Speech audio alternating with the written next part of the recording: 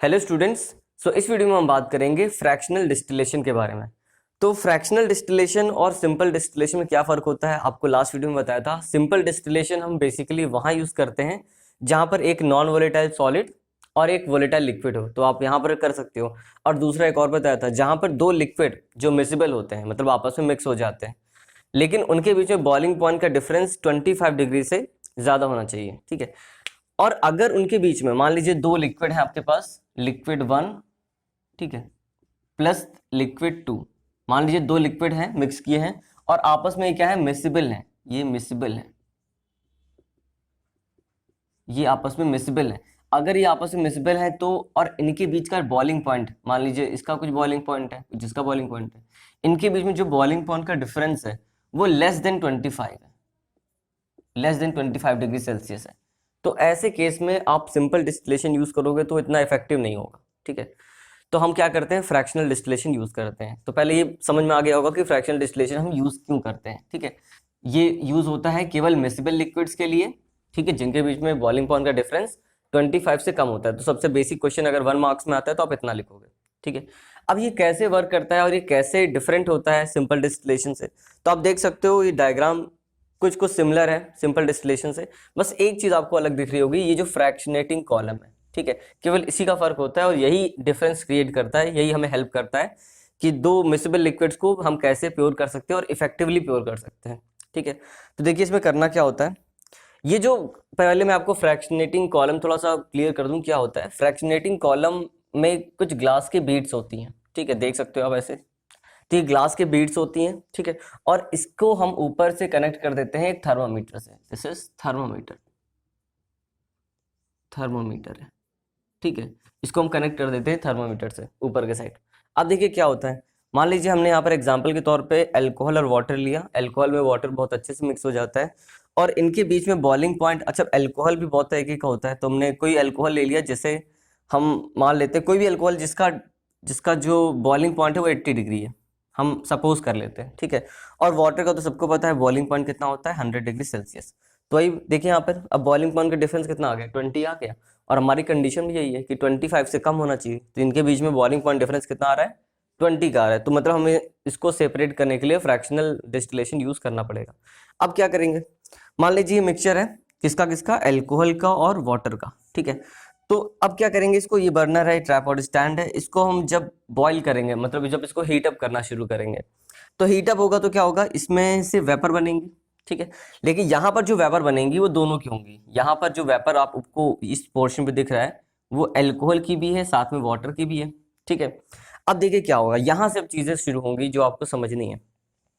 यहाँ पे देखिए, अच्छा ये ग्लास बीड्स क्या करता है, ये ग्लास बीड्स इन वेपर्स को सरफेस प्रोवाइड करता है। सरफेस प्रोवाइड करने से क्या होगा, यहाँ पर जो सरफेस प्रोवाइड होगा उसमें ये वेपर जाके कंडेंस हो जाएंगे, ठीक है।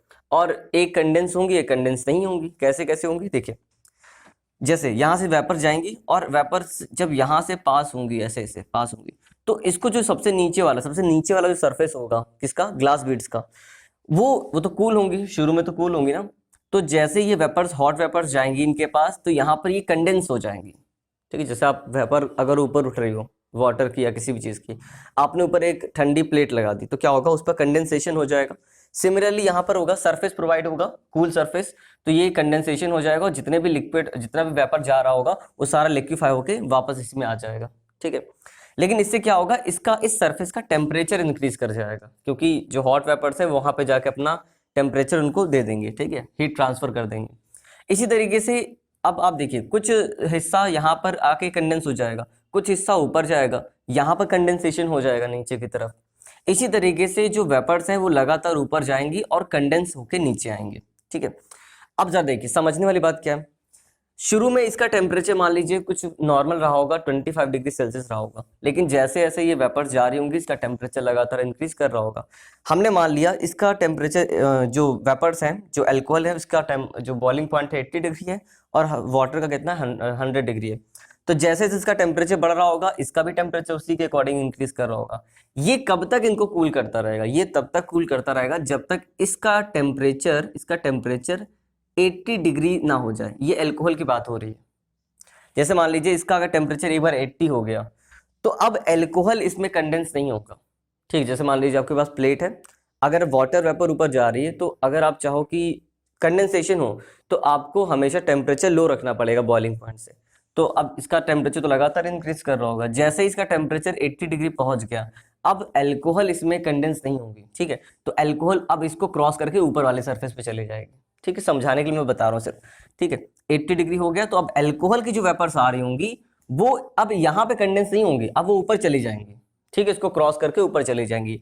अब देखिए, लेकिन अभी भी 80 डिग्री सेल्सियस पर जो वाटर है वो अभी भी कंडेंस हो रहा होगा, ठीक है, तो यहाँ पे वाटर कंडेंस होकर नीचे आ रहा होगा लेकिन एल्कोहल ऊपर जा चुका। क्लियर ये बात।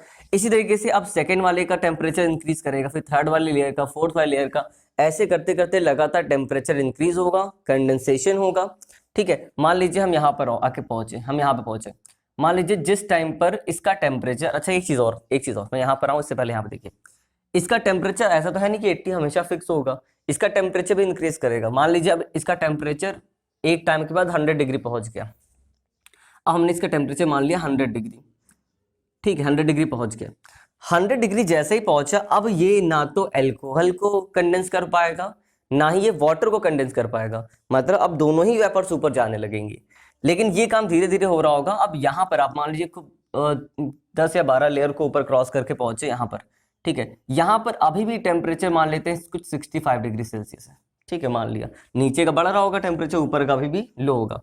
क्या होगा यहाँ पर आते आते अब देखिए, यहाँ पर टेम्परेचर, अब यहाँ पे दोनों ही कंडेंस हो रहे होंगे, लेकिन जैसे इसका 80 क्रॉस हुआ, ठीक है, 80 क्रॉस हुआ तो अब एल्कोहल इसमें कंडेंस नहीं होगा, एल्कोहल तो ऊपर निकल जाएगा, तो एल्कोहल अब ऊपर निकल गया, लेकिन अभी भी वाटर यहीं पे कंडेंस हो रहा है लगातार। यही तो हम चाहते हैं कि एल्कोहल ऊपर चला जाए, एल्कोहल सेपरेट हो जाए, लेकिन वाटर अभी बीच में फंसा रहा है, ठीक है, तो यही डिफरेंस ये क्रिएट करता है फ्रैक्शनेटिंग कॉलम। आई होप आपको बात समझ में आ गई होगी, ठीक है। तो ये डिफरेंस की वजह से ही जो ये फ्रैक्शनेटिंग कॉलम है, ये एक तरीके से एक को रोक के रखता है और एक को निकल जाने देता है। तो कैसे वर्क करता है मैंने आपको क्लियर किया, ठीक है। अब यहाँ पे देखिए, तो यहाँ पे जो डिफरेंस क्रिएट करेगा दोनों में, एल्कोहल में वाटर को, एल्कोहल को पास होने देगा, जो जिसका बॉइलिंग पॉइंट कम होगा वो पास हो जाएगा जल्दी, ठीक है, जिसका बॉइलिंग पॉइंट ज्यादा होगा उसको भी थोड़ा स्ट्रगल करना पड़ेगा, क्योंकि यहाँ पे लगातार उसको अपने टेम्परेचर के बराबर इंक्रीज करना पड़ेगा, तब वो जाके पास हो पाएगा, ठीक है। और देखिए थर्मोमीटर में कैसे बताता है, थर्मोमीटर में बताता है, जैसे मान लीजिए मैंने 78 लिखा, 80 मान लेता हूँ, ठीक है, मान लीजिए 80 डिग्री सेल्सियस है एल्कोहल का टेम्परेचर बॉइलिंग पॉइंट। अब देखिए, तो ये जो 80 डिग्री सेल्सियस है, अब हमें ये कैसे पता चलेगा, देखिए जब यहाँ पर मान लीजिए एल्कोहल की वेपर्स यहाँ पे पहुंची होंगी, अभी वाटर की वेपर तो पहुंच नहीं पाई होंगी, एल्कोहल की पहुंची होंगी, तो यहाँ पर ये जो टेम्परेचर आपको बताता है कि अभी सिर्फ एल्कोहल यहाँ पर है, ठीक है, मतलब एल्कोहल ही केवल यहाँ पे पास हो पा रहा है, अभी वाटर यहीं पे फंसा हुआ बीच में, ठीक है। तो अब देखिए क्या होगा, तो यहाँ पर ये जो टेम्परेचर आपको ये बताता है कि अभी आपका एल्कोहल ही पास हो रहा है यहाँ से, लेकिन इसका टेम्परेचर जैसे ही बढ़ेगा, जैसे मान लीजिए 81 हो गया, 82 हो गया, तो अब आपको समझ जाना है कि एल्कोहल पूरा जा चुका है, अब वाटर निकल के आ रहा है बाहर, ठीक है, तो वहीं पर हमें ये प्रोसेस स्टॉप कर देना है और हमारा एल्कोहल सेपरेट हो जाएगा, ठीक है। बाकी का प्रोसेस बीच वाला तो आपको आता है, फिर भी मैं एक बार बता देता हूँ। देखिए यहाँ से एल्कोहल जाएगा, ठीक है, इस कॉलम से पास होगा और यहाँ पर होता है वाटर कंडेंसर, जो इसको अगेन क्या करता है, कूल डाउन करता है।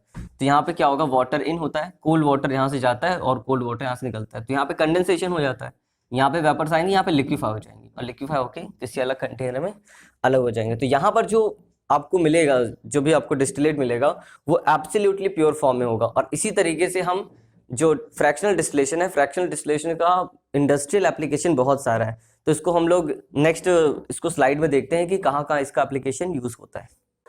अब देखिए जो मैंने आपको समझाया यहाँ पे लिखा भी हुआ है, तो fractional distillation, this method is applied to separate the homogeneous. Homogeneous का मतलब होता है कि दो चीज़ों को मिक्स करने के बाद वो दोनों आपस में बिल्कुल दिखाई ना पड़े, ठीक है, तो मिक्सिबल का भी मतलब यही होता है। So separate the homogeneous mixture of two liquids which have less than 20 या 25 से कम होना चाहिए डिफरेंस, ठीक है, उसकी बात हो रही है। So difference in their boiling point, तो ये बात तो क्लियर हो गई है, मैं पहले ही क्लियर कर दी थी। अब देखिए एग्जांपल के तौर पे जैसे हमने अल्कोहल ले लिया 80 डिग्री और वाटर जिसका बॉइलिंग पॉइंट 100 डिग्री होता है, ठीक है, इसको आप सेपरेट कर सकते हो। और भी कई सारे एप्लीकेशन है, वो भी हम लोग एप्लीकेशन पार्ट में देखेंगे। तो प्रोसेस देखिए, ये इंपॉर्टेंट है, प्रोसेस मैंने आपको ऑलरेडी सबको समझा दिया है, अब यहाँ पे लिखेंगे कैसे ये आपको एक बार देखना है।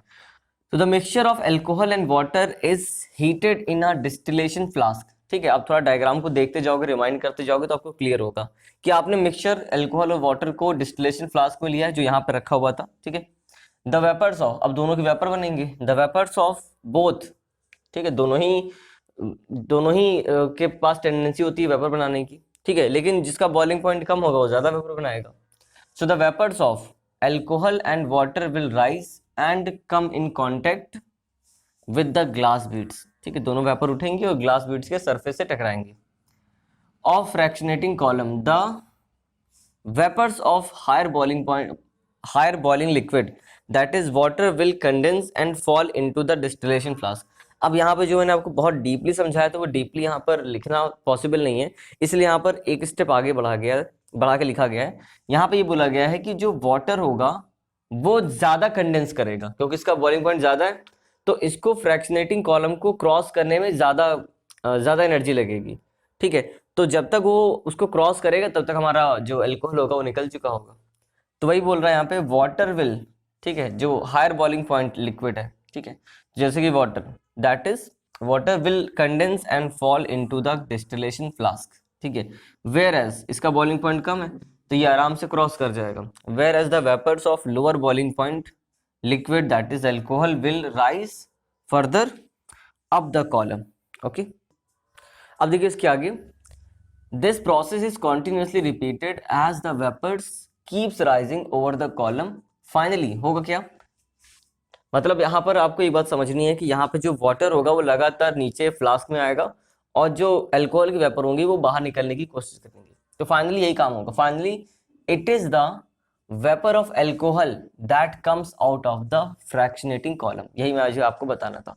ठीक है, कि फाइनली दोनों ही स्ट्रगल कर रहे होंगे क्योंकि फ्रैक्शनेटिंग कॉलम जो होगा बीट्स होंगी वो दोनों को रोक रही होंगी, लेकिन जो कम बॉइलिंग पॉइंट वाला लिक्विड है जैसे कि अल्कोहल वो फाइनली निकल जाएगा, लेकिन जो वाटर होगा वो अभी भी बीच में ही फंसा रहेगा। ठीक है, और लगातार वो डिस्टिलेशन फ्लास्क में गिर रहा होगा। So this vapour is condense, ठीक है, जो बाहर निकला होगा उसी को कंडेंस होना पड़ेगा। So this vapour is condense when it passes through the condenser and it is collected in the receiver. ठीक है, जो यहाँ पे साइड में था, और वाटर वहीं पे रह जाता है। Water is left behind in the distillation flask. This is how, इस तरीके से हम इनको सेपरेट कर सकते हैं। अब देखिए इसका एप्लीकेशन पार्ट बहुत इंपॉर्टेंट है। ये एक एप्लीकेशन तो हमें पढ़ना भी है, ठीक है, डिटेल में पढ़ेंगे हम लोग ये वाला। ठीक है, तो जैसे पेट्रोलियम इंडस्ट्री में इसका बहुत यूज होता है, या जो एयर कंपोनेंट को सेपरेट करने में भी इस टेक्निक का यूज किया जाता है।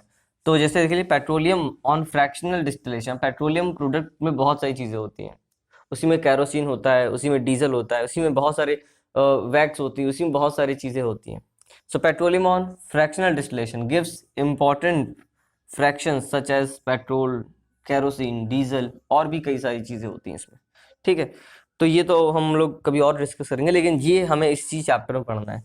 तो fractional distillation of liquid air, अगर हम फ्रैक्शनल डिस्टिलेशन करते हैं लिक्विड एयर का, अब एयर में बहुत सारे कंपोनेंट होंगे, ठीक है, बहुत सारी गैसेस होंगी, तो उसमें ऑक्सीजन, नाइट्रोजन, ऑर्गन, इनको सेपरेट करने के लिए भी हम इस टेक्निक का यूज करते हैं। ओके।